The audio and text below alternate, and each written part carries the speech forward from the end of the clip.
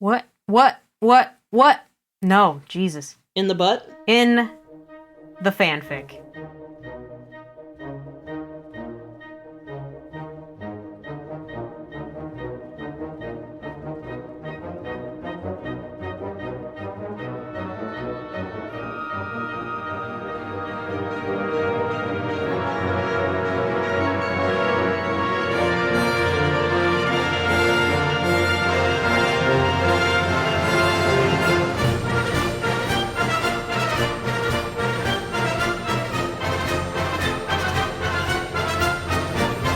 Holy crap! Hello and welcome to A Star to Steer Her By. This week we are doing a famous 10 forward episode of our fanfics. These are my favorite weeks, everyone. Our favorite time of the year is when we do our fanfics at the anniversary time. This is fanfic number 21.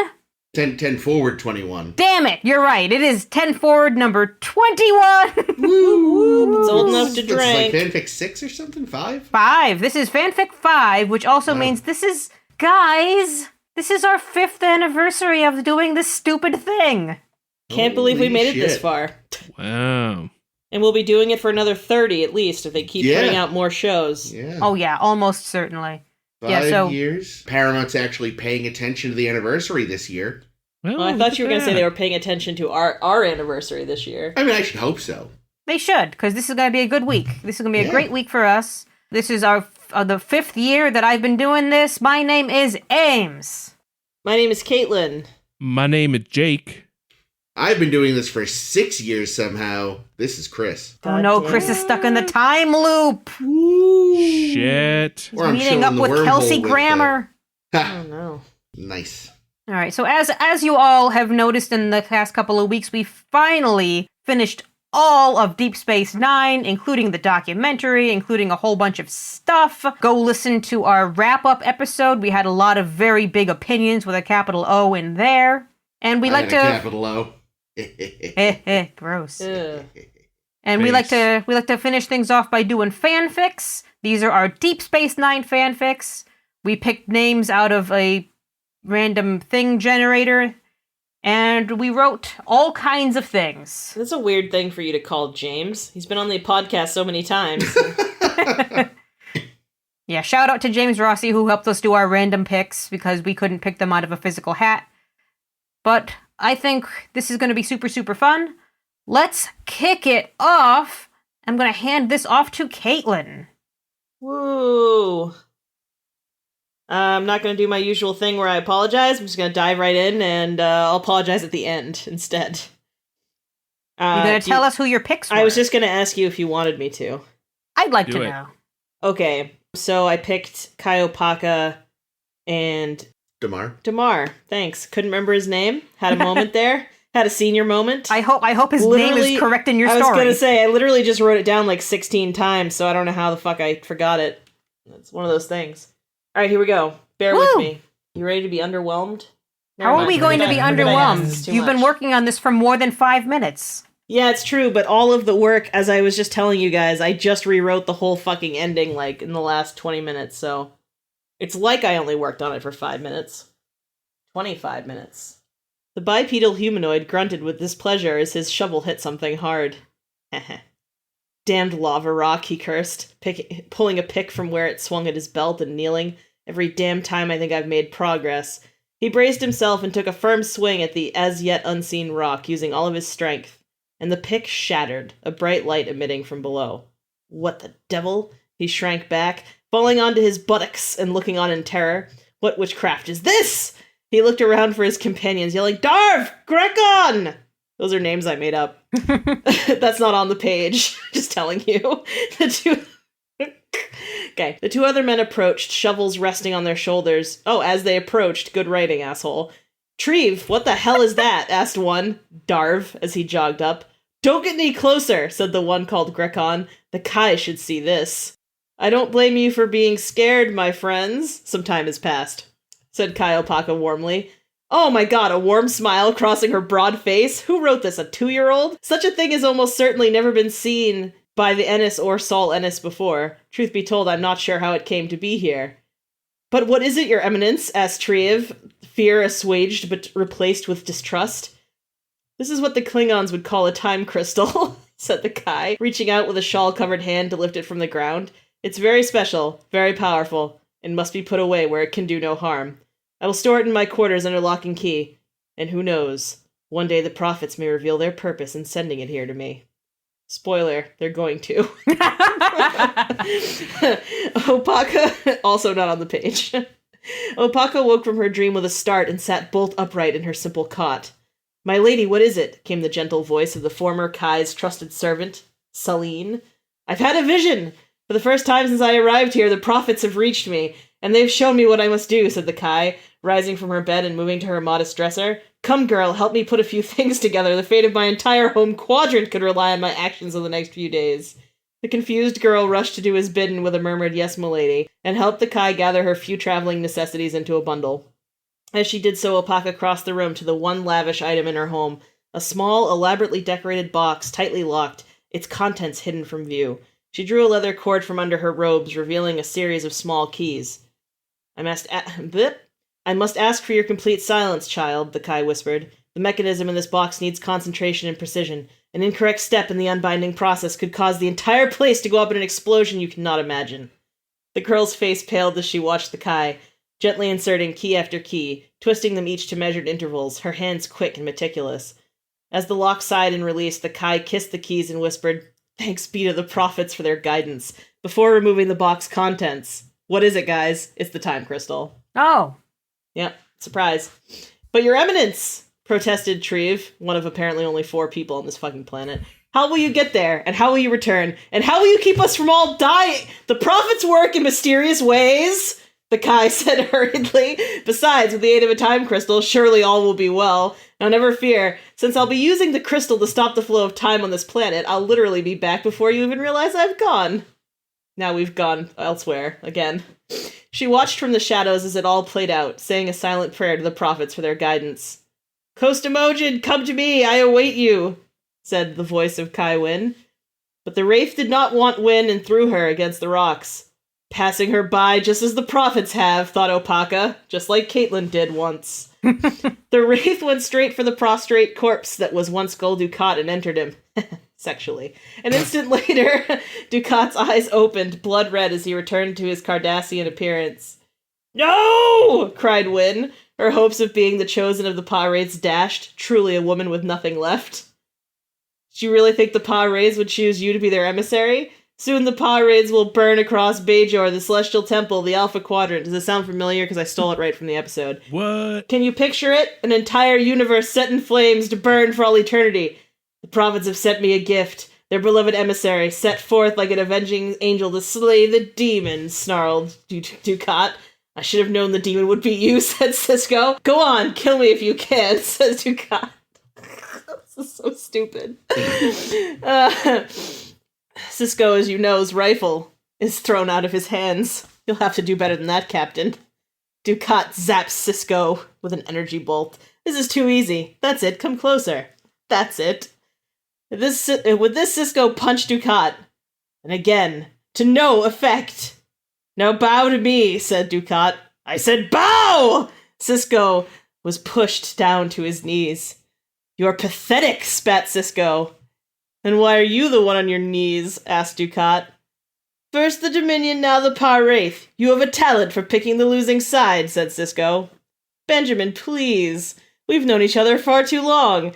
And since this is the last time we'll ever be together, let's try to speak honestly. We've both had victories and our defeats. Now it's time to resolve our differences and face the ultimate truth. I've won, Benjamin. You've lost, sneered Dukat.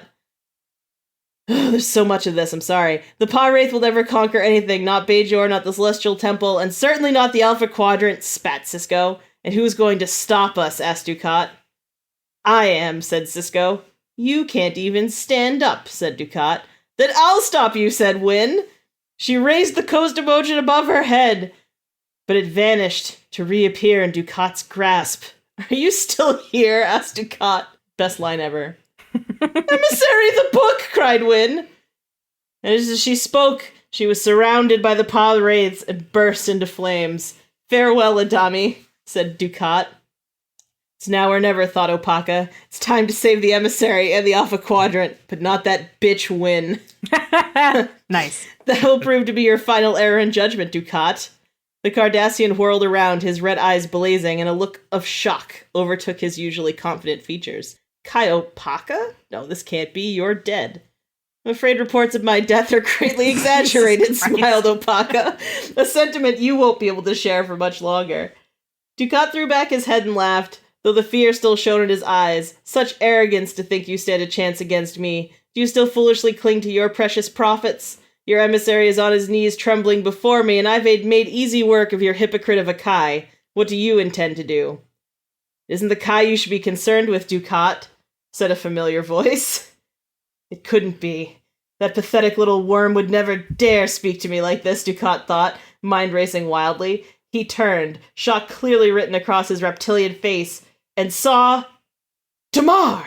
How? You died, gasped Cisco, his mouth agape. The prophets have seen fit to give me a gift, a new life to give in service of Cardassia, and to Bajor, said Damar. It was then that Ducat noticed the bright blueness of his eyes, the energy radiating off of him. Damar, he cried as the other man, once his second in command, his right-hand man, a mentee and comrade in the fight for Cardassian supremacy, stood before him, hands outstretched, power gathering at his fingertips. You fool! You think you can defeat me? What began on Deep Space Nine will be finished now, said Damar, and this time Win isn't here to stop you. The Coast Emojan stop us. Stop it? I don't know. Fuck it. Won't be here to fuck it up like a dumb bitch. That's the the one. Huh? That's yeah, the one. that's it. The Coast Emojan threw back Ducat's head and laughed gutturally. We shall see who will be stopping whom. The two squared off, beams of energy shooting from their hands. Ducat's was a sickly blood red, and Damar's a pure blue beam. So you can tell who's good and who's bad. Obviously. The sacrifices that had been made for the Coast Emojan had made them strong. Too strong, perhaps, to be beaten by the prophet inside of Damar. Kai Opaka prayed then her most earnest prayer, for a prophet to take her and allow her to assist Damar in the fight. Well, guess what? A flash of light, and she was face to face with Sarah. She didn't know that this was Cisco's mom, but she knew she was face to face with a powerful force. Sulan, said Sarah. Side note, Sulan is apparently the apocryphal name of Opaka that they come up with in a book. So it's not canonical, but it was the only first name I could find for her, and I didn't want to make one up. Sulan, Sarah said, I'll help you to provide aid during this fight. We had not foreseen this, but perhaps this is the best way. Fucking prophets, am I right? Yep. Opaka felt power unlike anything she'd ever known filling her body. And she found herself next to Damar, not sure of how she'd arrived there, but with her body moving seemingly of its own accord. Of the accord of the prophet to join in the fight. Blue energy flew from her hands to join Damar's, and the two of them pushed against the power wraith, feeling him start to slide back. No! Cried Ducat. No, this cannot be! This cannot be! Even the Coast Emojan was no match for the power of two prophets. It's math. It is math. It's simple math. Yeah. The once Cardassian, plummeted over the side of the cliff, disappearing into the flames below. As quickly as they had entered, the prophets left Opaka and Damar, and the two collapsed, one back to the peace of death, the other into the oblivion of sleep. Opaka awoke... Who wrote this? Opaka awoke in the familiar setting of her home, Celine standing over her. My lady, you've returned to us. What? How did I get here? How long have I... Opaka halted mid-sentence as she was taken by another vision. Oh my god, I hate myself. You've done well, Sulan, Sarah, again stood before Opaka. We wish to reward you. What can we give you that would make you happy? Cake. Yep. Cake. To serve the prophets is all the reward I need, said Opaka. But it would mean the world to me to save the inhabitants of this planet and return to my home. Return to Bajor. As you wish, said Sarah. So it shall be. Return to Bajor and serve once again as our Kai. Help to guide the Cisco, and prepare him for what the future holds. The end? Cool. Yeah, Ooh. so there you go. There's Yay, I'm that. glad Opaka's back. Me too. And also Cisco's not gone. Because fuck that shit. Yeah, that was some Also- shit. Like, I guess I also was sad about Damar, like, dying like he did. I mean, it was a great sacrifice. But I couldn't. So, like, initially my thought was like, okay, like, what if, and I wasn't good enough. Well, I was barely a good enough writer to write what I wrote. But my initial thought, and what I think a better writer could have done and would have been really good, was like, what if the end game, but it's Kaiopaka and Damar instead of Ducat and Win? But like I said, I was like, there's no way I'm gonna be able to figure that out. So I went with this instead. Good choice. And yeah, so that's the thing I wrote. Well, actually, technically, it's a thing that I wrote most of, and I also stole from the actual good writers of Deep Space Nine. Did you just find the script or something? Yeah. I literally just Googled the script and was like, here we go. And if I had thought more of it, I would have cut it down. It was too much. It was way too much. I like the part where Ducat's Demotion was getting spit roasted by the prophets. Yeah, that's the best part. Eiffel Tower. Yum. Only if they high five while they're doing it. Yeah. Oh, dear. So anyway, yeah. Yeah, that can go in the second draft. Yeah. It obviously needs work.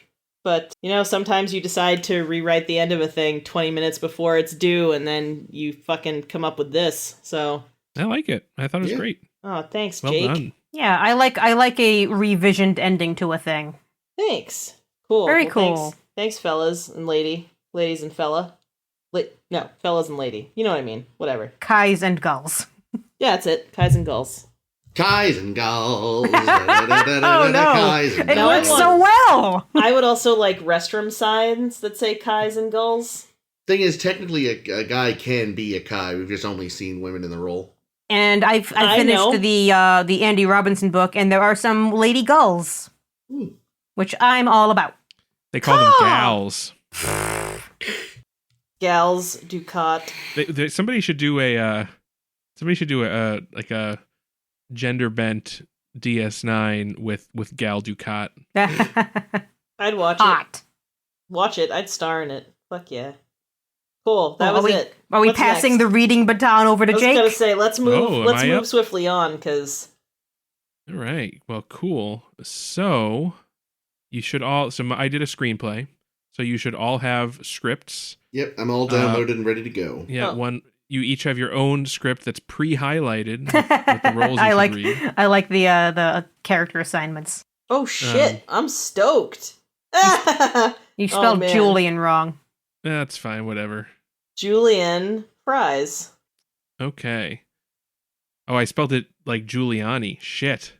No. All right. Anyway, so this is my piece. My characters were Vic Fontaine and Eddington, and the title of my piece is Armand Valjean. Oh, did yours have a title, Caitlin? Yeah. No. Okay. Come on, it barely had an ending. Um, Or a middle. It had a beginning, though. It definitely had a beginning. So I guess I will read the sort of stage directions here. But yeah, so this scene 1, an establishing shot of the station, followed by a voiceover. Station log, stardate 53202.7. Life is slowly returning to normal aboard Deep Space Nine, albeit different than before. The Romulan and Klingon garrisons have both left to return home. The Klingon transport Call has docked to unload the final group of Alliance prisoners released from Dominion POW camps in Cardassian space. While the Alpha Quadrant continues to celebrate the end of the war, I fear the humanitarian cost is just beginning to be felt. Should note that was Kira's voice, by the way. Okay, so now we're in our intro here, our pre-credit scene. Interior, the promenade. A mix of Starfleet and Bajoran officers assists as a stream of humans, Klingons, Romulans, and various other aliens stagger in onto the promenade. Many wear tattered, dirty uniforms, some with arms and slings while others limp. Most appear in a daze, some appear to sob. One man falls to the floor in a mixture of exhaustion and relief. A Bajoran officer rushes to offer aid. All have just disembarked from the Klingon transport ship Cole, having returned from a great ordeal. These are prisoners of war, returning home after having spent months in a Dominion prison camp. Nearby, Julian and Esri stand watching. Look at all of them, Julian. They all look so... Broken? Hope you've cleared your calendar this week, Counselor. I don't even know where to begin with to treat these people. What they've been through? Can you imagine? I don't have to. Ezri realizes he's talking to someone who's actually been in a Dominion POW camp. Oh, right. Quark saunters up. Oh, Doctor! This is my Quark voice now, Wow. by the way. Foghorn Corkhorn over here. Do you know when this parade of sadness is going to end?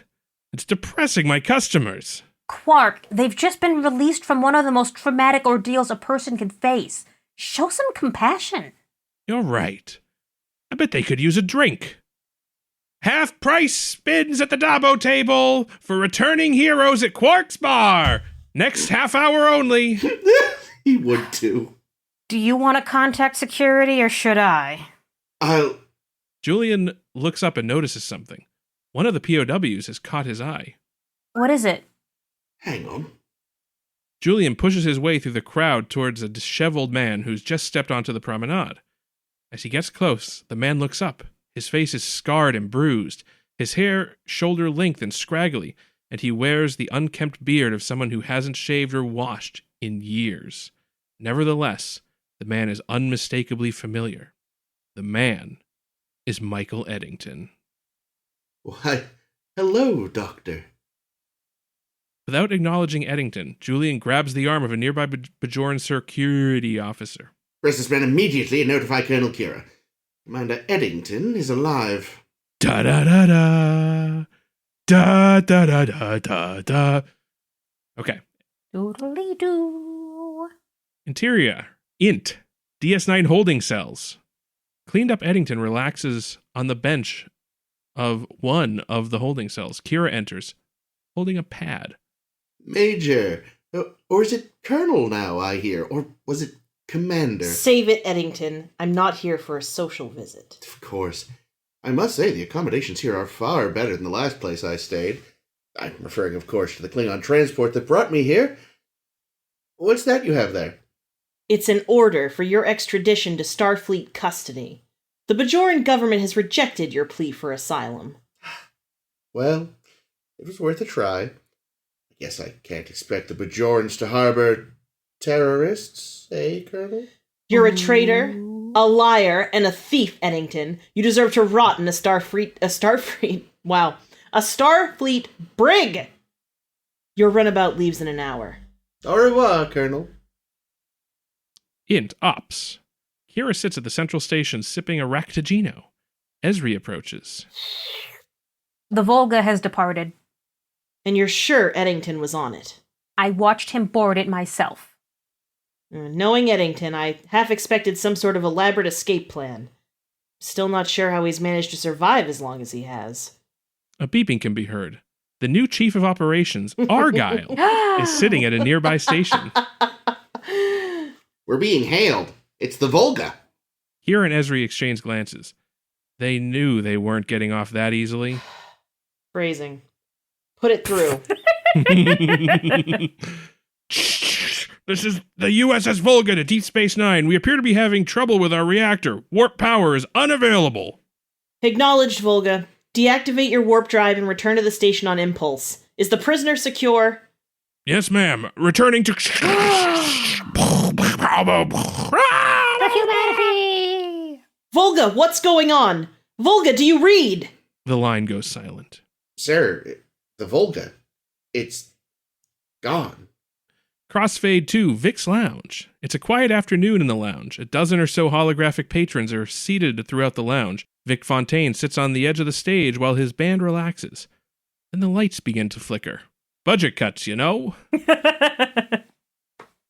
The patron smiles. After a moment, Eddington enters and looks around, seemingly unimpressed. He looks like he's about to leave when Vic notices him.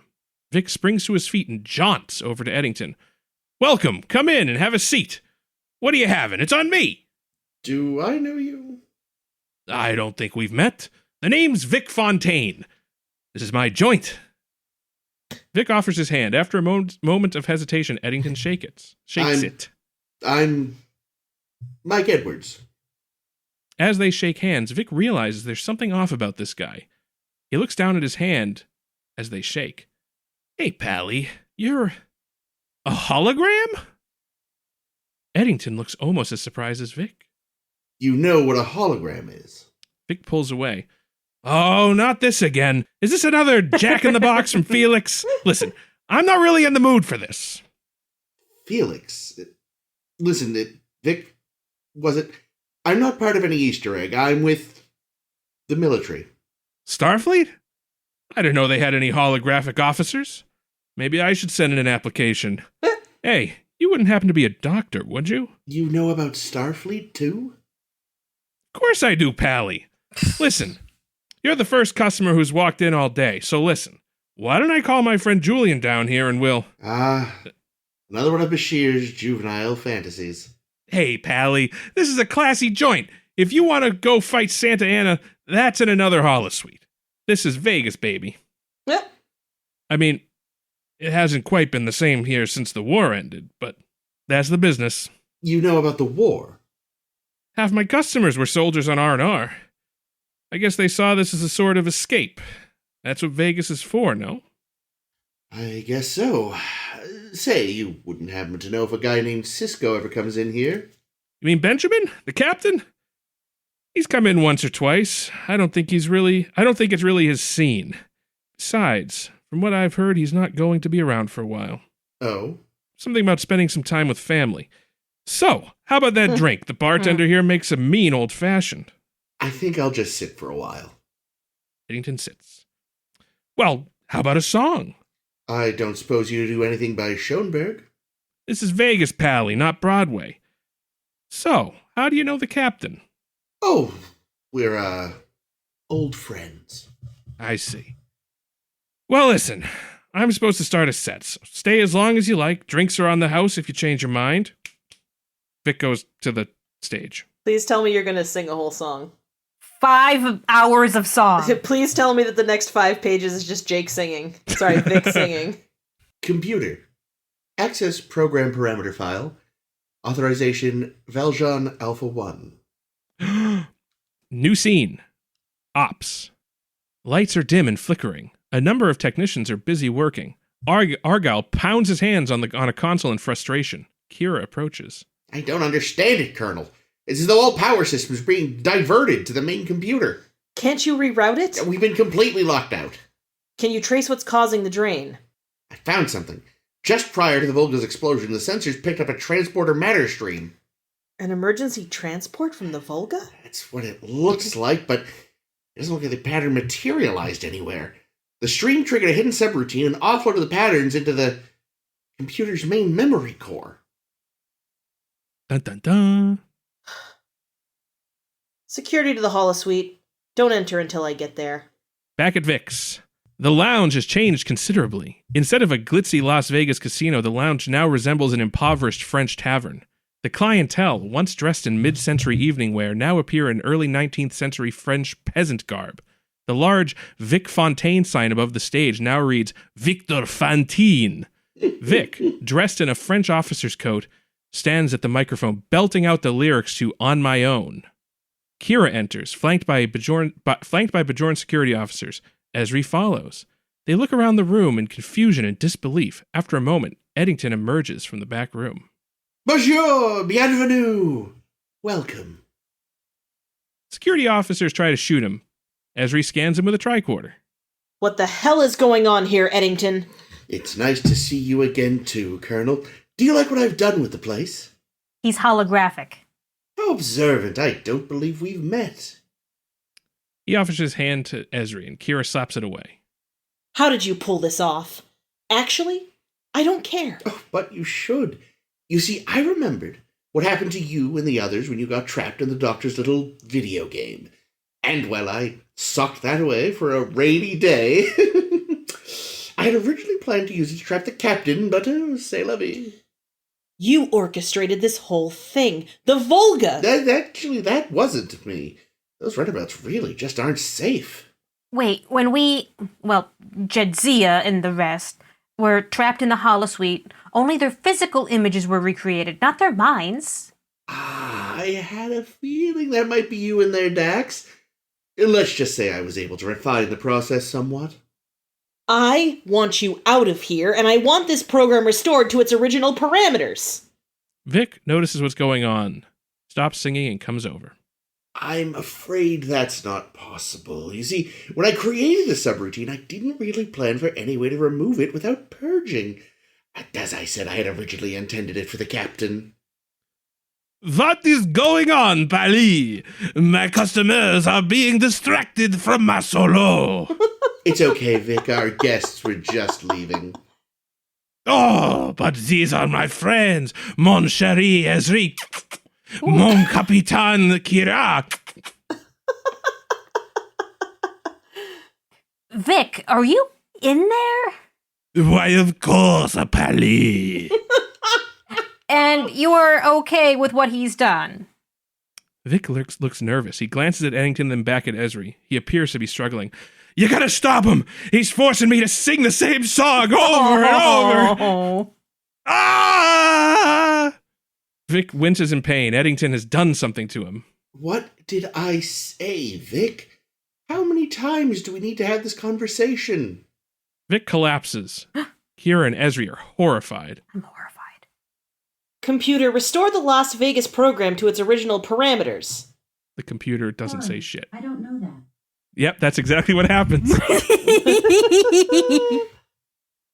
It won't work, Colonel. I'm in complete control. You're welcome to stay as long as you like, but if you can take any action against me, I can make it very unpleasant for your friend here. He walks away, humming the tune for On My Own. Vic vanishes from the floor and reappears on stage. He continues singing that fucking song. There's got to be a way to get Eddington out of here. Kira taps her comm badge. Kira to Argyle, have you had any luck with the computer? It's no use, Colonel. All computer resources are currently devoted to running the Holosuite program, and all access has been restricted. Can you disconnect the Holosuite from the main computer? Not without causing the running program to be purged. We can't do that. Vic will die. Keep working on it, Commander. There's something else. For the past few minutes, every console on the station has begun playing the same song at maximum volume. Kira turns to Ezri. We're going to find another way. When we had to save Vic from Frankie Eyes, we did it by playing out the scenario. Maybe if we complete whatever this is, the program will go back to normal. According to the captain, Eddington was obsessed with some revenge tale from one of Earth's lost cultures. That's a good one. Thank you. I bet that's what he's trying to recreate here. That is good. So maybe if we figure out how that story ends... Do we have anyone on the station who's familiar with it? Benjamin tried explaining it to Jedzia during the whole Eddington fiasco, but she fell asleep. There is one person on board who may have suffered through the movie version. Well, let's get them down here. Several hours have passed. Oh my, what the fuck is wrong with you? Several hours have passed. Vic continues to sing that goddamn song. Eddington sits off to the side, feet up on a table, waving his hands in rhythm to the music, evidently still enjoying it, the sick fuck. Kira sits at one of the tables with cocktail napkins. With cocktail napkins jammed into her ears. Ezri has passed out completely. Typical. After a moment, Lieutenant Ames enters. She immediately covers her ears. Yeah. God, it's even louder in here. Kira perks up. Oops, sorry. It's okay. Ooh, I'm a lieutenant. Lieutenant, thanks for coming. Dax said you've seen the movie version of Les Miserables, please. In order to restore things to the way they were, we think we need to play out the ending of that movie. Yes, I researched it back when we were chasing Eddington. It's not something I hoped to repeat. I understand. Can you recall what it was about? Oh, damn you, you son of a bitch. Well, it was mostly 50 fucking songs that were stupid, and I hated all of them. I don't even think there was a plot, but mostly it was about two guys who just kind of don't get along, and eventually I think one of them died? I actually don't remember. Let me think on this. Oh, stop, I can't take it. Just tell me what happens to the Jean Valjean character. Yes, he dies. Thank you. Kira takes out her phaser and shoots Eddington. He falls out of his chair onto the floor. Kira approaches him, still aiming her phaser at him. I must commend you, mon capitaine. I didn't think you had it in you. Vic walks over wearing his normal Vegas threads. I am ready. Fontaine. Sorry, Pally. I didn't want for it to go down this way, but my voice has been getting hoarse. Give me all my trespasses. Eddington's holographic image vanishes. Instantly, the room transforms back into its original form. The patrons go back to normal. I can't believe that worked! Kira's comm badge chirps. Colonel, I don't know what you did, but everything just went back to normal. The rogue program has been completely purged. Acknowledged, Commander. Who was that? That's Argyle, the new Chief of Operations. Sounds like a swell guy. Oh, he's the best. Yeah, everybody loves him. He really is one of Starfleet's finest. I love him already, just based on his voice. I don't know what we'd do without him. And he's so dreamy. They walk over to the bar where 3 drinks are already prepared. They each take a glass and raise them. To Argyle! To Argyle! Hey, do folks still do 3 cheers in the 24th century? Argyle! Argyle! Argyle! Dissolved to Ops. Argyle sits at his station, chin resting on his hand. He's been daydreaming on the job. Again. Argyle. Argyle! Nice. Yes, Colonel? I asked if you'd taken care of that fault in the waste extraction system. No, I haven't gotten that yet. I'll go take care of that right away. Thank you, Ensign. Argyle shuffles off. Kira turns to Esri, who's been standing nearby. What are we gonna do with him? He's getting better. I'll have a talk with him. Good luck. Panel begins to chirp. Oh, it's the Volga. Kira taps it. Volga to Deep Space Nine. Permission to dock. Granted. I trust everything went well and our friend Eddington is safely back in Federation prison. Yes, ma'am. Acknowledged. Proceed to Pad C. You're cleared to land. The end. Fucking perfection. Monster. See, you said a few weeks ago that this was based on a single joke. No, it's like 5 jokes. But see, that makes it a full story. Oh, there you go. Okay. Also, for our listeners, I mean, I guess you'll see this eventually if you go to our website. But what had Ames so flustered was that one of her lines, rather than a line, was parentheses ad-lib the story of Les Miserables. There isn't one. Which I'm going to point out is a time-worn Hollywood tradition, because it was, I think, The Man with the Golden Gun, where the script said, brackets, the greatest car chase you've ever seen. And that is all the stunt coordinator had to work with. Sounds good. Is that what you were going for, Jake? I wasn't going for that specific Were you going for the Parks and Rec episode where they was it Patton Oswalt just talk for a half an hour straight? Yeah, I think that was sort of in the back of my mind. Nice. I mean, really, I didn't want to have to learn anything about the story of Les Miserables. You learned that Valjean died somehow. I did. And I tried to pepper in like a few like tiny references. Like the sign in Vic's lounge says Victor, which is a reference to Victor Hugo. And so Victor Fantine, and Fantine is a character. Yeah, I was going to say, I knew Les Fantine was a Miserables. character. That was well done. That's right. Look at you slick fuck. Jake is a clever bastard. He is. And a monster. I was starting to wonder where all that's going to the show extent of the reference, because I didn't know shit. I just went to the Wikipedia and confirmed, did he die? And oh, look, there's a name that looks kind of like Fontaine. There we go. Well, that was delightful. I loved it. Well, thank you. But what did Chris write? Yeah. The same story. No! Yeah, kind of. No. My story, where's my story? So I had The time of your life. Wayun and Ikar, who you might remember is O'Brien's imaginary prison friend. So, mine is called, and I wrote a story as opposed to a screenplay. We didn't decide ahead of time, so it's a bit of a mix this week. Mine is called Dude, Where's My Ikar? Oh, dear. Tea? Earl Grey? Hot? Miles O'Brien instinctively glanced up at those words. Surely not. Sure enough, a lanky Andorian walked up to the counter and accepted the drink that had been called out. Admiral Picard, well, not Admiral anymore, but even thinking of him as Jean-Luc was bizarre to O'Brien, had less than no reason to be hanging around Starfleet Academy. Or Starfleet anything, for that matter. Not that I can entirely blame him, he mused to himself, going back to the pad containing last week's warp field dynamics exam. Nothing's felt right since Romulus was destroyed. And then Mars. Maybe Keiko's right. Maybe it's time to retire. He sighed and put down his stylus.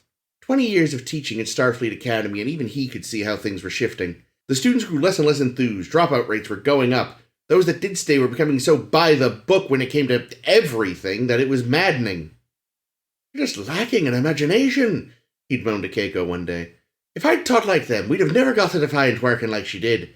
They think the deflector array is just for deflecting things. Yeah. He had immediately realized how ridiculous and old manish it had sounded, but even his wife had been on Starfleet ships long enough to get it. Everything on a ship potentially had a purpose no one had ever dreamed of, and dreaming it up in that critical moment could be the difference between getting the ship home and a warp core breach. Professor O'Brien, came a strangely familiar voice from behind him.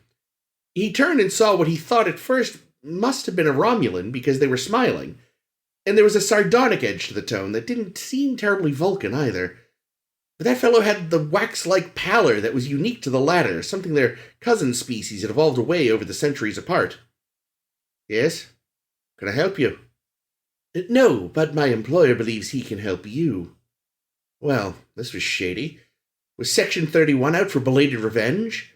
Maybe someone had finally slipped in Starfleet intelligence and the Orion Syndicate found out he'd worked undercover against them? Could it be that some Talani was still cross about what he and Julian revealed about their corruption? The grudge could have gone further back. Someone related to the incident at Celtic 3 had tracked him down. Christ! For someone who'd only ever been an engineer, he'd sure managed to pile up a list of old enemies that could come calling. I'd at least make him an honorary commander for that. And he would be an old friend. The mystery man reached into a pocket and pulled out a small red figurine. The coonskin cap was unmistakable. He said this would explain. He remembers the hours you and the good doctor spent on this. So it wasn't Julian, but someone who knew how they'd passed their time in their DS9 days. Didn't rule out Section 31, or necessarily a few others, but it did make him feel a little better. He realized the man was still holding out the figure to him, so he reached out and took it, putting it in the bag he'd been carrying his pad and some miscellany in. My employer understands that you're too cautious a man to just meet somewhere. The man's voice, what was it that was so familiar, had dropped even further. Be at your desk in 20 minutes. A signal will come in. Use the code on the bottom of the figure. The man turned without another word and strode off. O'Brien raised his eyebrows and watched him go. I'd have to tell Julian about this next time they talked. He'd be jealous. Goodness knows how long it had been since his old friend had been involved in any cloak and dagger shenanigans. Despite everything, O'Brien was a little surprised when, back at his desk, his computer began to chirp. The text on the screen read incoming external transmission. External transmissions were always supposed to go through central comms. Only an admiral could bypass that procedure normally. He turned his little figure over and punched in the numbers he saw there. Ah! My dear Professor O'Brien. O'Brien stopped himself. For some reason he felt if he said the full name of the Cardassian now grinning at him from the screen, it would just summon the whole of Starfleet security. Just behind him and to his left stood the mystery Vulcan Romulan from the cafe. You look well, Professor, Garrick continued, not acknowledging whether or not he had caught the engineer's odd outburst. Oh, having you called me that's a bit weird, O'Brien admitted. How about Chief? I think it's still technically my rank. Very well, Chief. I believe you know my associate? Not that I can remember. Oh, how silly of me, the man said, reaching up. I still have the mask on. His hand slid down his face, and the telltale webbing of a holographic disguise flickered to life as the pallor, eyebrows, and eyes vanished. Instead, there was a very different kind of pointed ear, skin like powder, and violently violet eyes. Wayoon. Yes, it would seem there were, in fact, a few left over, despite what we had been told. Garrick smirked in that old, familiar, entirely unsettling way of his. It seems they just meant there Alpha Quadrant supply. Of course, now I'm the actual final one, Wei-Yun added. Garrick here found me right before I was discarded. My predecessors had not been so lucky. Ah, so where you've been the past 2 decades then? O'Brien asked. The Gamma Quadrant. Mostly. Garrick raised his brow briefly. Someone has to keep an eye on the Dominion. Starfleet intelligence can hardly be trusted to do it on their own. The Romulans are too busy trying to keep their culture intact, and Klingons have never had a spy agency in their entire recorded history. I see. I came across a story I thought might interest you. He glanced down and pecked a few buttons just off camera, and a ping sounded on the chief's computer. Look particularly carefully at the upper left-hand corner of the screen. It was a pleasure to see you, Chief. Wait! But Garrick was already gone. O'Brien knew there'd be no point in asking for a trace. Should he report this? He was supposed to, certainly. But this was Garrick. O'Brien, well, okay, to say he trusted Garrick would be a staggering lie, but he certainly felt like both the Federation and he personally owed him enough that he could be allowed this little indulgence. At least once. Decision made, O'Brien opened the message he'd been sent.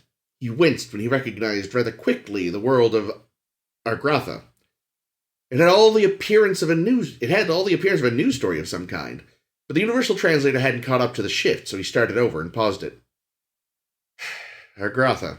He'd been twice.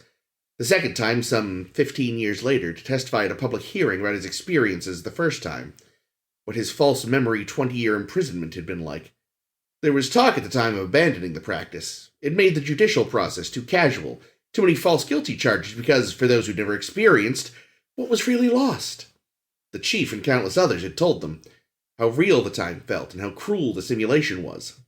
He'd told the special envoy who'd arranged for him to go that he felt he deserved a medal for how calm he'd been during his testimony. The envoy had chuckled until the chief's expression had told him that he had very much meant it. He started the story up again. When he'd not heard anything for months after his testimony, he'd assumed the reforms had failed and the sick practice was still going on. But in fact, it had simply taken a bit of extra time and work. The story was about the closing of the final facility that runs such incarcerations. He wasn't sure he wanted to weep or go celebrate. He was going to call Keiko straight away. That much was the upper left-hand corner. No. He'd almost forgotten to look. No. Despite it being the entire reason Garrick had dropped by.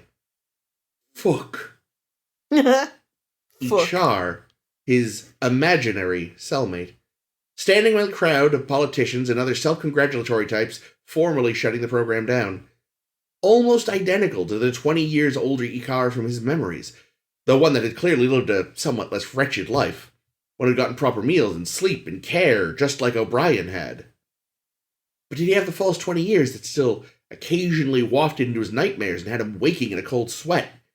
Did he still, on rare occasions, almost set aside a bit of his meal before realizing saving it wasn't necessary? And Chartrand, the chief said aloud, who the fuck are you? He was glad the stopover at DS9 to switch transports had been short. None of the old crew was there anymore, but he was fairly certain he was at least vaguely acquainted with some of the Starfleet staff that still maintained a presence on the Bajoran station. And the last thing he wanted to be was some old man wandering around his old posting looking worn and nostalgic. Even Quark had shipped out for Freecloud. A part of him had been tempted to see if Morn was still at his usual seat in whatever the bar was called now, assuming it was even still a bar. But he had just stayed in the docking ring and then made his way to the next leg of his journey. He spent the flight through the wormhole standing by a window with just about everyone else. He realized that he'd never gone through it after the war had ended, so it was first time making the journey in ages that he wasn't expecting to potentially die on the other end. It was nice to just watch it, to get lost in its beauty, and vaguely wonder if Cisco was watching him just then. O'Brien stood in the space between two homes, watching as a car slid noiselessly from the sky and halted in front of the house. Finding his old friend had been much easier than he'd expected. Garrick had encoded everything he needed to find the man in the news clip he'd sent. A door hissed open and the old Argrathan stepped out. He exchanged inaudible words with someone in the vehicle before the door shut and it lazily drifted back into the sky. O'Brien glanced around. No one else seemed to be coming. He watched as the other man walked towards his home. The chief darted from the shadows and jogged across the street. If Ichar heard him, he showed no sign. O'Brien reached up, paused, and then gently tapped the other man on the shoulder. He gasped and spun. "Yes?" he asked. I'm Miles O'Brien." Oh, yes, I remember watching your testimony." He held out a hand. "Kovacs." "A pleasure," the chief replied, taking his hand and shaking it. "But why did you come to see me?" We were cellmates, you see." "Were we?" He nodded slowly. "Well, someone had quite the sense of humor." "What do you mean?" "I've been arguing against our mental prisons for a very long time." His lips went slender and he glanced off. "Please, come in. Have a warm drink." Sure. Thank you." "I never had the misfortune of experiencing what you or so many others did," Kovacs explained, putting down what seemed effectively to be a mug in front of O'Brien. "But my father did." "Oh, I'm sorry." "Thank you."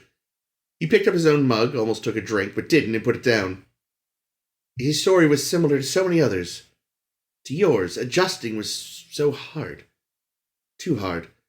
They don't offer any kind of help to reintegrate to society, to help you deal with the fact that you've not actually lost any time, but it still feels like a huge swath of your life is gone. That might be worse than actually losing time, I don't know." "Neither do I. I've never had the real version." "He lasted half a year. My brother found him." Kovacs paused and took a sip of his drink, and the chief finally did automatically. Not that he took any note of the flavor. "I had already started writing letters, but I got more active after that. Showed up at politicians' doorsteps, showed up and shouted at meetings that had nothing to do with it. Became a real pain." "Oh, must have been afraid they'd, well, you know." "Oh, sure. Oh, but I didn't care. Let them put me in a 50-year dream, a century. I knew I'd be fine. I'd have my rage to see me through." He sighed. "I was so angry for so long. I mean, I've never stopped being angry, but you can't be as consistently angry as I was at first. That would be impossible." "So what happened?" "I've lived my life. But I never stopped my campaigning. Whatever free moment I could scrounge up was spent talking with others who shared my goal. I guess someone thought it'd be a good laugh to have a cellmate based on the man who hated them and their damn program so much." He smiled. "But then I got to be there the other day. When it all ended, thanks to so many people. Like you." The chief paused. "I'm glad I could help." "So what made you come to see me?" "I wasn't sure who you were, to be honest. Outside of looking like Akar. That was his name. I guess a part of me was almost hoping you'd have been part of it somehow, so I could let you have it and feel less bad about how things went between me and the other you. We didn't get along, eh?" "Oh, we did eventually. And then for a long time. But then, towards the end, it gets particularly bad, yes. Everyone says that. Well, glad to know it wasn't just me getting special treatment, I suppose." O'Brien took another drink. Now that he was paying attention, he realized it was very pleasant. He'd have to find out what it was and bring some home. "We fought. I killed him. I'm sorry. You've nothing to apologize for. I killed you. Sort of. I'm sorry on behalf of a government that will never properly apologize to anyone affected by their sick little program because they think it's just fine. They are giving it up with great reluctance, you can be sure. And I'm sorry you were driven to that. I know we've barely met, but you don't seem the type. So it must have been truly awful to drive you that far." "I guess so. I hope so. I don't know. I'd killed before. Served in one war already by then. But this was something else. Something still comes up at me in the wee hours. Every time I'd killed before then, I could justify it as having been for my survival. And that's what I told myself it was that time, but I'd not actually proven that first. I told myself it must have been so I could. I wish I could help. I'm almost sorry I'm not who you thought I was." He shrugged. "If it helps, Well, I didn't go what you went through, but I saw firsthand what it does to people. I know how real it can seem, even to those who go in knowing it isn't. You had no idea. I'm sorry they used my face as part of your torture. And if it helps, well, I forgive you. On behalf of the false me. And I only wish you the best. Thanks. He smiled, nodded. That actually is nice to hear somehow. The wormhole again. Its eddies and currents and majesty unchanged even as the 20 years around it had entirely altered O'Brien's world. Why had he gone all the way to the Gamma Quadrant? But what would he have done if Kovacs had been involved somehow? Certainly not killed him. Shouted for a bit? What good would that have done? What good had this done? No. Time to move on. Figure out what's next. He'd been in neutral for far too long, and, oh, I know that look. Came a voice to his side that he scarcely believed he was hearing. That is the look of the chief when everything seems against him, when things have stopped making sense. O'Brien turned. There, not looking a day older than when he'd last seen him, still in the now very out-of-date uniform, stood Captain Sisko. Well, Chief, it's time for things to start making sense again. I'm going to need your help. The end. Oh, shit. Ooh, cliffhanger. I liked that. That was very well done. Thank you. Yeah. That is effectively episode 1 of Paramount Star Plus's Trek O'Brien. I love it. Complete with some F-bombs because we can now. Yeah. Yep, that's how we do. How many Klingon titties? All of So them. many. Yeah, I really liked that. Thank Yeah, you. that's Well great, done. Chris. I was like, how the fuck am I going to get Imaginary Man and Wayun in the same story? And then Ames, you mentioned a few weeks ago, that novel where Garrick finds a Wayun and makes him his assistant. Nice. And I was like, I can work with that. Sweet. And it all just kind of went from there. Yeah, I'm going to find that book now, too. And see how much of it you ripped off. I actually, aside from what you told me, I don't even know what it was, so... and now, yes, the hollow face mask thing ripped straight from New Trek as well. Where did they use that? Actually, you know what? They haven't, technically. It's from a deleted scene from Discovery. Ah. Huh. But if you've seen, well, actually, you two haven't, but for any listeners who have seen The Winter Soldier, it's quite similar to the holographic mask effect from that movie. I will believe you. Yeah, I had a similar issue of trying to figure out how the actual fuck, to get Vreenak and Kern in the same story together. And I started working on a thing. I'll tell you this now before we launch in, just so I've said it. And I wondered for a second, like, what if Vreenak survived, but they replaced his identity, and he and Kern are now both identityless, and they're going to, like, evening meetings led by Troy, and at some point they all have dessert at the end of their meeting, and Vreenak says, "It's a cake!" I did none of that. That's stupid, so I get that out of the way now. That's stupid, but then I decided, you know what?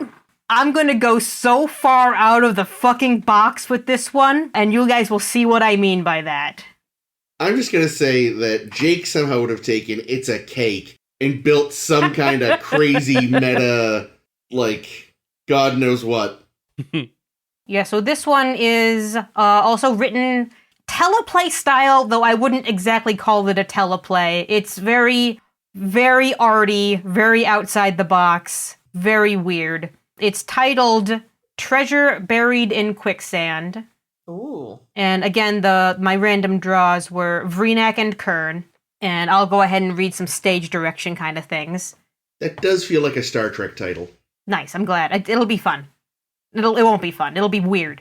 Interior, somewhere on Cardassia, shortly after the Dominion War has ended. On the planet, everything is still very clearly in transition. Ezri Dax comes to the temporary domicile of Elam Garrick and rings his door buzzer, clutching a pad to her chest. Yes? Garrick, it's Ezri. Ezri Dax. Enter? A moment, and then the door opens to reveal Garrick standing awkwardly in the middle of a mostly empty room. Nothing looks complete, especially Garrick. I wasn't expecting you for another... let me see. I'm right on time, Garrick. Are you? My mind must have been someplace else. Keeping busy then, are you? There is much to do rebuilding an empire. Or at least a small neighborhood. Of course. If this is a bad time, Nothing of the sort. It's good for me to have a little consistency in my schedule. Weekly lunch with a good doctor, weekly visit from the Starfleet counselor. I'm glad to hear it. And Julian very much appreciates your lunches. That is most kind of him. Tell him I may have a new Enigma tale for him to read, if he thinks he can handle it. I'll do that. You still don't have anywhere to... To sit? No need for it. Why do you counselors seem to think people will do their best reflections while sitting? That's a good question, actually. I'm just saying that I'd like to sit. Or stand on my head, maybe. It's been a long couple of days. Garrick uncovers a crate somewhere and pats its top. Would this do? Thanks. She sits. Last time I was here, we started talking about some new instances of claustrophobia since you moved down here. Back here? Back down here. Ironic, isn't it? There's nothing for miles to make me feel boxed in, and yet... And yet the emptiness can feel like it's choking you. Yes. Sometimes. How has that been lately? Better! Yes, better, come to think of it. Julian, Dr. Bashir ended up prescribing something for you. Did I hear that right? He did, but I've not been taking it. Garrick. I know, I'm a doctor's worst nightmare. I believe I found a better coping mechanism that's been working, though, so I haven't needed them. Really? What's that? I've been composing letters. Letters. Cut to Interiors. Garrick's quarters on Cardassia at another time, and Esri's quarters on Deep Space Nine at an additional other time. Both are dictating letters alone in their spaces, and clever cuts should make the epistolaries complement each other. Computer, receive dictation. Begin personal log for transmission. Another week gone by, and... You may not remember me. In fact, no, you wouldn't remember me. I'm still strangled by what might have been. I regret not having reached out sooner. But writing to you has been like removing a weight off of me. I just wish... I wish I knew how to say this. You could see what we're making of this place. I'm a different person now. You're a different person now. Maybe you'd forgive me. I think I can help you. Maybe I'd forgive me. Please, let me help you. Transition back to the two-hander scene, picking up where we left off. Is that unusual? Not at all. That's actually a very excellent idea. How do you find it's helping you? Let's just say I've had some things I wanted to get off my chest. And leave it at that. I get it. And you're writing to friends of yours? Only some old acquaintances I'd lost contact with. I don't know if friend is the correct term. Well, I'm glad that's helping you. Maybe I should try it myself. Now that the war's over, there are a lot of people I wish I could reach out to. Of course. Or I suppose I should say, I wish Jadzia could have reached out to. Well, I think you should. Unless I'm mistaken about Trills, I don't believe she can. All she can really do is make me feel guilty about a lot of things. Oh boy, the life she led. It sounds like you too have a lot you would like to get off your chest. You're deflecting the conversation away from yourself again, as usual. Surely I get points for trying. Esri stands and starts looking around at things, gazing out the windows. Things seem to be coming along here. That's merely an illusion. What do you see outside around the capital district? Construction. A lot of debris being sorted, people tending to the injured. It's unruly chaos, believe me. No one knows what they're doing out there, and everyone is waiting for someone else to tell them what to do. It's belittling for a once great empire. Is that what you've been writing to your acquaintances about? Is what I've been writing? Finding someone to tell the people what to do. Of course not. No, it would be pointless. Why's that? Because... Oh, you don't understand Cardassian society. Has our dear doctor not told you anything from our little chats? I'd say he considers that to be private. Well, I have to give him credit then, considering his initial exuberance every time we spoke. Like an excitable riding hound pup. Trust me, I'm aware.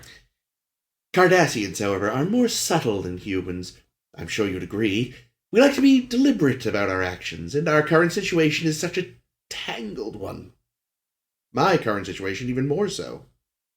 So tell me about it. Cut to interior, Garrick's quarters again, where he is dictating another letter. Begin recording.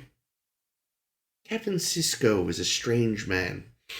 The kind of man who can let guilt eat him alive. More specifically, the guilt over something he did in the past. It's so unusual to me. What should he feel guilty about? A Romulan senator would have stood in the way if not for our little manipulation? It's not something to feel guilty about. I would feign I don't even remember our target's name, but I do. Senator Vreenak. A better gain as a loss than anything else. I sleep well at night knowing he played his part like a good puppet, including his eventual obsolescence. You know this, but I'm plagued more by the actions not taken. The what-ifs, the never-dids. And I've got that one may tarnish my reputation even further. Not that you didn't think so lowly of me before, I'm sure. What if I told you it didn't have to go this way? Transition back to the two-hander scene, again picking up where we left off. I'm afraid I wouldn't know where to begin. You're obviously troubled by the state of things on your planet. That's understandable, considering everything the Cardassian Union has gone through in the war and everything you went through to get here again. We've been over this before, Counselor. I know, but sometimes it's good for you to hear it again. It's such a long, complicated story, and some stories don't warrant retelling. Those are the stories that most warrant retelling. Who's that going to help? You're obviously looking for support if you've been reaching out to your old acquaintances. Looking for someone to validate your return to Cardassia. For someone to affirm that the choices you made, we all made, to get you here were the right ones. To tell you that the mistakes you made, even when it wasn't all you in the past, were just that. Mistakes. To forgive you for something you never even really did. I'm not sure we're still just talking about Cardassia now. No. Perhaps we're not. Are you all right, Counselor? You know, I think I will try your letter writing idea. There's someone I'd really like to talk to. Cut to interior, Ezri's quarters on Deep Space Nine, where she is recording another log. Computer, begin another personal log for transmission. Dear Holodeck, you've not responded to my recent transmissions, so let me be more direct. My name is Ezri Dax. I'm a Starfleet counselor. I've been following your case and I'd like to help you with your reported amnesia. I'm sure the Klingon doctors have said they've done all that they can, and I trust that that's true, but they're not working with the techniques that I have access to from Starfleet Medical. I'm so sorry that this has happened to you, and I'd like to see some progress get made. Please respond. I'd like to make things right. Transition back to the two-hander scene. What do you know about Kern? Worf's brother. I heard he died. What would you say if I told you he hadn't? I'd say I heard that too, but I hear a lot of things. I just feel awful about it. It's been eating me alive. We wiped away Kern's memory to keep his honor intact. And is that worth it? Does that make it right?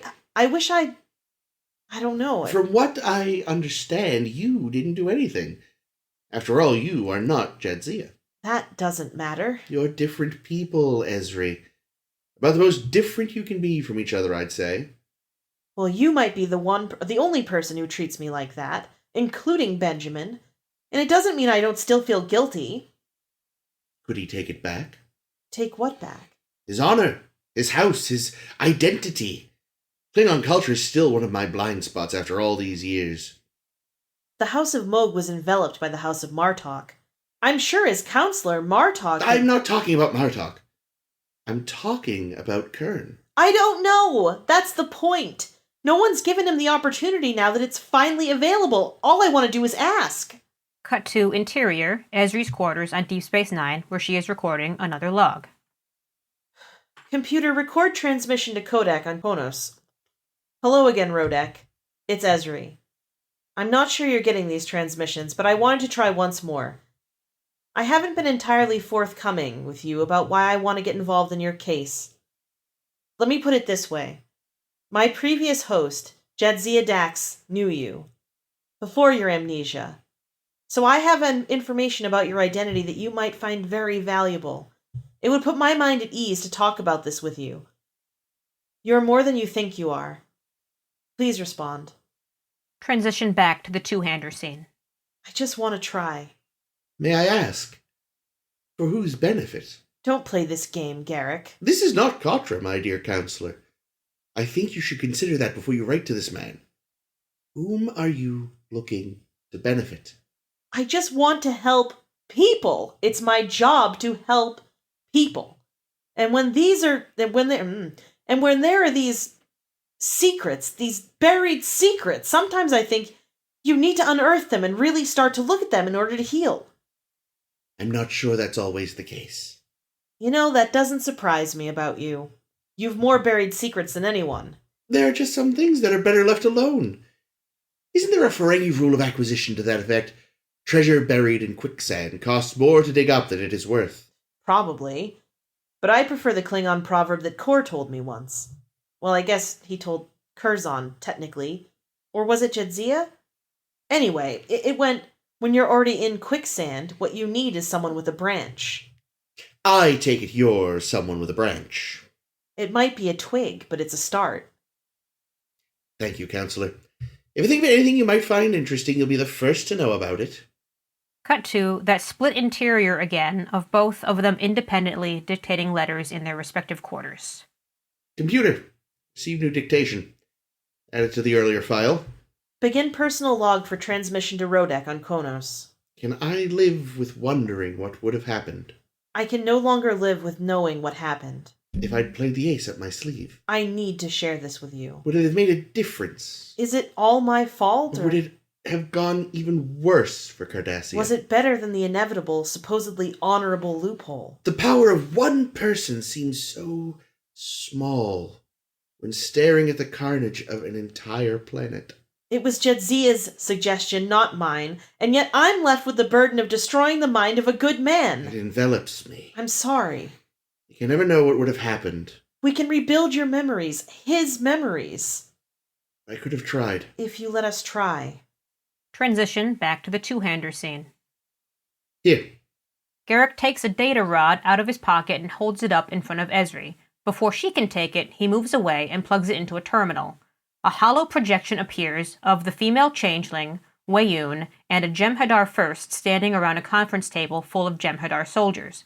Wayun is leading a strategy meeting as he points to various screens filled with star maps highlighted with different armadas. And with the division protecting their flank, the 23rd Jem'Hadar Division will begin its thrust to the Maxia sector. They should begin the invasion the following day. This is a copy of the recording you and Sisko gave to Senator Vreenak, the one that showed the Dominion plotting to invade Romulus. On the contrary. Watch. Once we've taken the whole world, organized resistance will crumble when outlying systems and colonies begin looking out for themselves. Consolidation of the entire Cardassian Union will take 3 months at most. What if the Cardassian fleet reacts sooner than you anticipated? What if they pull all of their forces away from the Federation border at the first sign of our attack? Why would they? We are their allies, for all they know. Because of this, it will be the best time to strike. They will not be suspecting it, and their reactions will be slow. Concerted efforts of the Jem'Hadar on their ships will make certain of this. Will those Jem'Hadar troops then be sacrificed in the battle? Do you not have faith in the Founders? Of course. It will be done. Cut to interior, Garrick's quarters again, where he is doing more letter dictation, more animated this time, pacing and gesticulating as he rants. Computer, dictation, continue. Do you understand? I could have proven to my contacts on Cardassia that the Dominion Alliance was a lie from the start and they could have fought back. But something stopped me. Why? I've never been stopped by consequences before, even those consequences cost the lives of other Cardassians. I knew it would be worth the risk, but whenever I placed together the chain of events that could befall my people, the walls closed in. My periphery turned white. They'd die anyway, regardless of what I did, but perhaps this could save... But no. The walls. The walls aren't near me, but they expand. My senses are heightened, but they're all wrong. I'm being crushed, and I want to scream, but there's something invading my lungs. It's filling my lungs. It's getting inside. I can't let it inside. I just want to breathe. Why won't it let me breathe? Computer, stop recording. Cut to the two-hander scene again. That is only stage 1 of the attack. As you know, stage 2 will commence after. Garrick removes the data rod from the panel, and the projection disappears around them. How long have you had this? Since before we got the Romulans into the war. I wasn't sure what to do with it after that. It seemed like a dangerous snake coiled in my pocket that, when you let it out, there's no way to know who will bite first. If you leaked it... Was the quandary if I leaked it. You don't know if the Cardassians would have rebelled earlier, or if the Dominion wouldn't have just quashed them like they did in the end anyway. And I'll never know. You can't blame yourself. Can't I, though? You do it all the time. That's different. How is it different? Because you... I've been holding on to this poisonous snake in my pocket, and all it's done is hurt me, because I didn't let it out. And it bites me every day while I'm on this corpse of a planet tormented by what might have been. And it bites me, and it bites me, and damn it, Counselor, I can't take it biting me anymore. Give it to me. That's not going to do anything. Garrick, let it go. Give it to me. Garrick hands her the data rod. She takes a deep look at it. It's fake, isn't it? You can't prove that. Cardassians could. It's a genuine Cardassian optolithic data rod. Cardassians could tell even more easily than Romulans, and they'd just say it was a Federation plot. You say that like the straightforward logical truth matters at a time like these. You're right. And that's why I'm here, because we're going to keep writing these letters, and it may not get better, but we're going to do the work anyway. Yes. Thank you, Counselor. What's the worst that could happen? Cut to interior, Quotos. Nogra, an older Klingon, is pacing his quarters while dictating a letter. Lieutenant Dax, this is Nogra, father of Holodeck, as you know. I must implore you to cease your attempts to communicate with my son, or you will only make things worse for him. You may think what you are suggesting is going to help him, but you do not seem to understand what you are asking of us. The man you think you are communicating with is dead. It would be a disgrace to him and to my house to try to resurrect the name of... I'll not even say it. After all that has happened, and all that I have done to keep Holodeck in good standing in Klingon society, I cannot let you continue in this misguided attempt at salvation. You and your doctors have done your damage already. Please do not try to fix something you cannot comprehend. If you are looking for forgiveness, you do not need it. Holodeck is happy now. We are happy this way.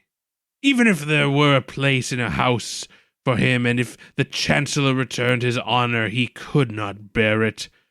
Holodeck may be a strong warrior, a Klingon, I am proud to say, but he does not have the strength of mind to rebuild himself again. He is my son, and I love him as if he sprang from the loins of my mate. I will not let you take him from me, nor will I let you hurt him again. Do not contact us again. I say good day to you. Cut to interior, Garrick's quarters again, where he is doing more letter dictation. Computer, continue taking dictation of that letter. I keep coming back to that discussion. Well, less of a discussion and more of a confrontation, featuring some decent jabs at me of all kinds, that I had with Sisko about Senator Vreenak. Why does it feel justified to me to have so easily sacrificed that nefarious Romulan in order to level the playing field of the war, but I couldn't so much have run off a transmission to potentially save my own people from this atrocity? I would have assassinated a dozen Vreenaks, 100, without feeling a twinge of conscience. Was it as smug little face. I know a wealth of Cardassians with that same high-handed smirk. Was that he was a Romulan. I've caused death and damage to so many of my own people for the good of the Empire without batting an eye. What was it then? Could you have done it?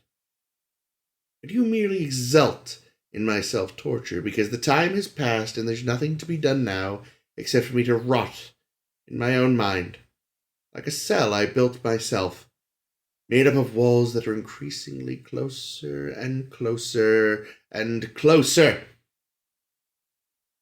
Why do I bother with this letter? It doesn't change anything. Won't change your mind, I already know that. Doesn't move these walls away from my body so I can just breathe. And yet, I keep breathing. I keep writing. I take a breath at a time and a day at a time. What more can I do? Perhaps you can understand that much. All I want is for you to understand why I did what I did, and why I didn't do what I didn't. What I failed to do. What I failed to consider among the endless possibilities. The door buzzer buzzes. Yes? Garrick, it's Esri. Esri Dax. Computer, send transmission to the addressed recipient. Transmission sent. Doing? You have received a new transmission. Delete. No. Archive it. Doing. Enter. A moment, and the door opens to reveal Esri standing in the doorway, holding a pad to her chest and looking tentative. I wasn't expecting you for another... Let me see. I'm right on time, Garrick. Are you? My mind must have been someplace else. End of thing! Thing. Fucking loved that. Thank It was you. good. Great. Loved it. Let's send it to fucking Garrick and Oh, make him look at it, because he'll love it. I hope he would love it. I hope I did any of his character justice. I think so. I thought it was great. Yeah. No, absolutely. I really loved it. Spent Thank the whole you. time wondering who I was writing to, and it made perfect sense in the end. Hey! In a very Garrick way. In a very Garrick way. Originally, I was like, he's gonna send it to Mila, and then the computer's gonna tell him, Mila's dead, and he's gonna be like, yeah, I know, send it anyway. But then I was like, no, this is even better.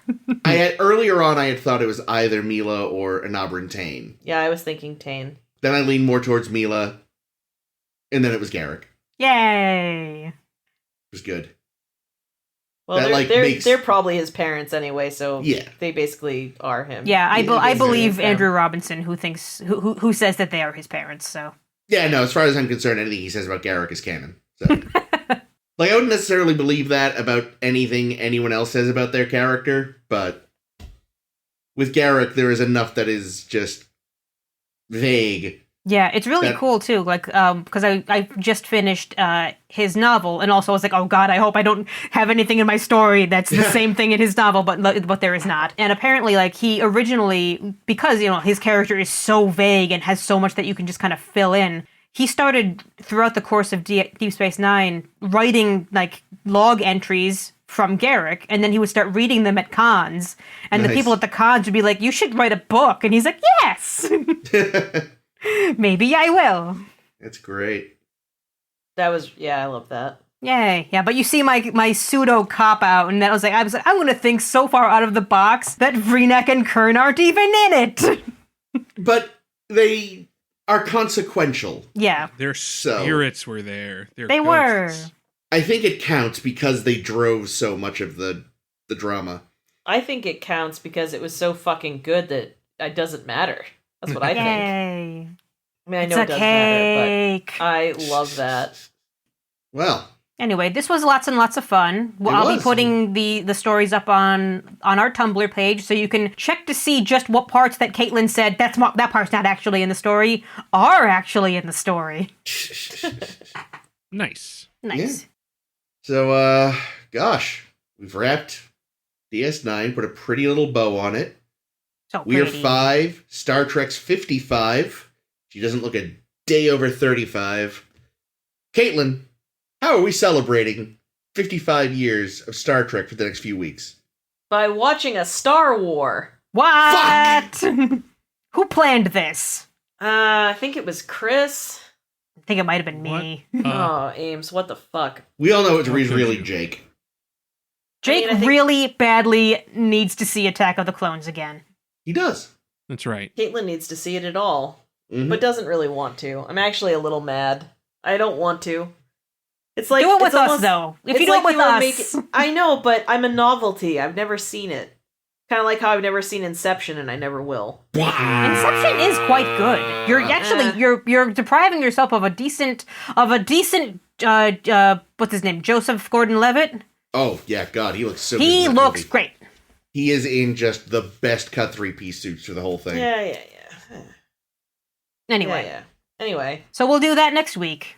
we will. And actually, that means, is this my last time doing this? Or do I have to do it for Star Wars as well? I think we're doing it until we officially transition into Voyager. It's still you. Alright, fine. It's still me. You're so good at Womp it. If you like what you heard and you want to hear more and don't mind it being about Star Wars during a Star Trek anniversary, you can subscribe and find our podcast where all fine podcasts are sold. We are on Spotify, Stitcher, SoundCloud, Google Podcasts, and Apple Podcasts. We're also on Facebook, where you can find us by searching A Star to Steer Her By.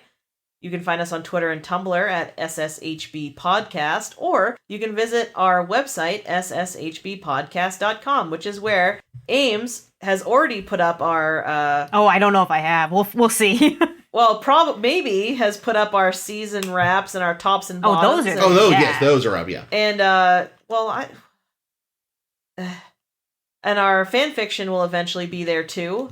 So you can, if you like the teleplays, you could, read them yourself with your friends and then send it to us. That'd be cool. And, Send it to Andy Robinson. Dude, yeah. And then everyone- I'll faint. all 10 of our fans need to send this to Andy Robinson. Is he on Twitter? I don't know. I hope Well- not, for his sake. Well, let's find out. But yeah, next week, join us as we discuss the movie that started it all, A Star Wars: A New Hope. And then after that, Empire will strike back. There'll be a Jedi returning. We'll do what's the other one? The There'll be prequels. the Phantom Menace. There'll be Clone Wars. There'll be Sith stuff. What's the fucking third movie called? Is it Revenge of the Sith? Yes. That's interesting because they were originally going to call it Revenge of the Jedi, but then they turned it to Return of the Jedi. Kind of feels like an homage to that, but with a really shitty movie. It's like poetry. It rhymes. Mm-hmm. The And then The Force Awakens, because that's the one we also hadn't covered from the new shit. Yes. Oh, right. Which one is that? The first one? Yeah. Or rather, episode 7, I guess? Yeah, 7, That's the because one with- it aired, released before we started doing this pod thing. Like fools. Right. Like fucking fools. Yeah, that's the one with Kylo Ren. That's Yeah. true. So the only Andrew Robinson I'm finding on Twitter is some young gentleman who mostly tweets about soccer and American football. Send him this teleplay. He'll be so confused. Andrew, we think you'll love it. Well, good job, everybody. yes. Yeah, Good work, that Aw. was a good one. I don't know which rule of acquisition it was, but, treasure that's already in quicksand is going to cost more to get it out than what it's worth. Did you make that up, Ames? I did. I love it. And I think it would fit right in with the other rules of It would. acquisition. And you know they got quicksand on Ferenginar because it is damp as fuck. True.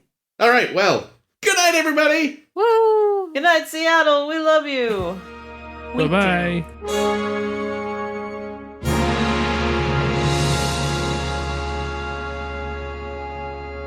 Kronos. Hate that fucking word. Because I always thought they were saying Kronos. I think sometimes Always. they are. Okay, Yeah. but then it's spelt like fucking Quiznos with a bunch of shit missing. And the only thing I can think when I look at that is Quonos. Then you sound like fucking Elmer Fudd trying to say Kronos. It's Quonos. I don't know. Anyway, sorry to do that. Quiznos with a bunch of shit missing. That's right. Subway Eat Fresh. Okay. And Esri has some weird letters that she writes. I know, right?